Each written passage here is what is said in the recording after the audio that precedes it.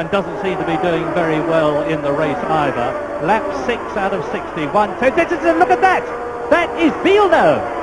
Oh, a really nasty one. And the whole of the back has been torn off the Ferrari. A really big one. He really hit that very, very hard. He seems, his arms are moving about. He seems to be all right. He's moving them as if to say he's okay, and he's starting to get out of the car. And there's Giacomelli. Giacomelli rejoining the circuit, so he must have gone off at the same time as Villeneuve.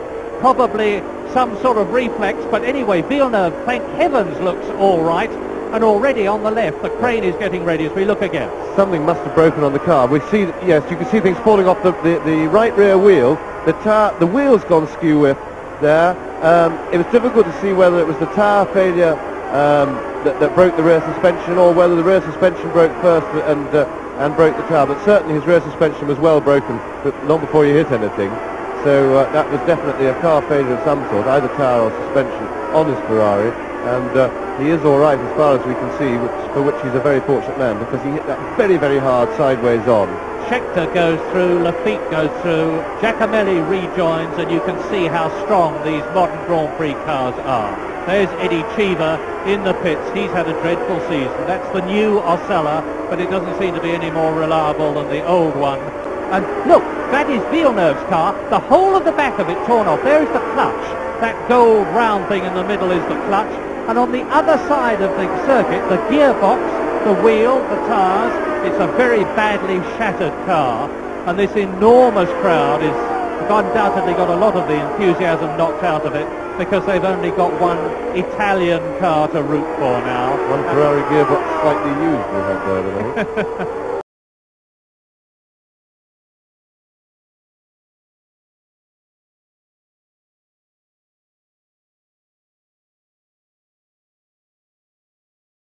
Waiting for the Italian crowd, but it was to get worse.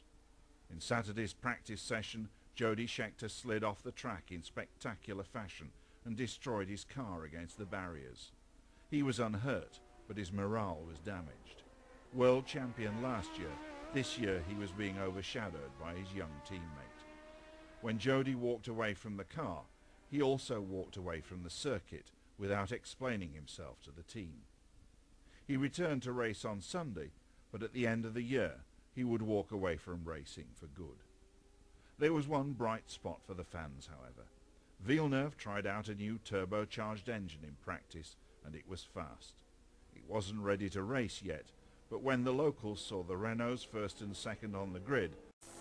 37-year-old Ricardo Patrese of Italy at Imola, practicing for today for the San Marino Grand Prix, which takes place on Sunday the 17th May, crashed on his 38th lap of practice.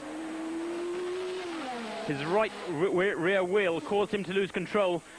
The Italian has concussion and lower spine injuries, but is now out of hospital. Patrese currently lies second in the world drivers' table to Nigel Mansell. Patrese very, very lucky to escape that one. It's been a week of bad accidents with 2 serious crashes at the Indy 500 circuit in the USA. From Nelson Piquet. This huge accident happened at over 170 miles an hour in the Curva Tamburello. What I remember, the car went complete sideways, and after that I tried to close my eyes.